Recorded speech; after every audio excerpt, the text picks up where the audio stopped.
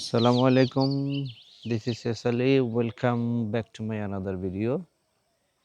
My dear friend, now I am standing. This is heaven place. This is my house. You see the many tree, basically lychee, mango, palm tree,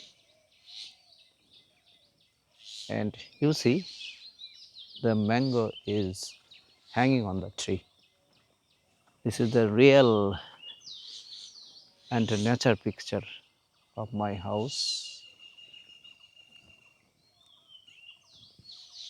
Every house in this village the same category, same to same, because mango is the common tree of every house.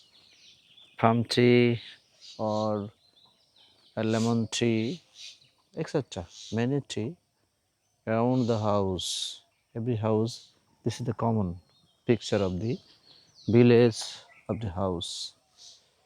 The paddy field, huge paddy field. This is the huge paddy field, and after cutting palm a cornfield, it was a cornfield previous 30 days ago. Now they cultivate the rice of the paddy field.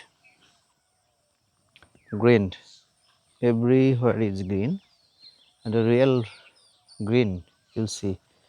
ধানের উপর কিন্তু শিশির পড়ছে, ঘাসের শিশির,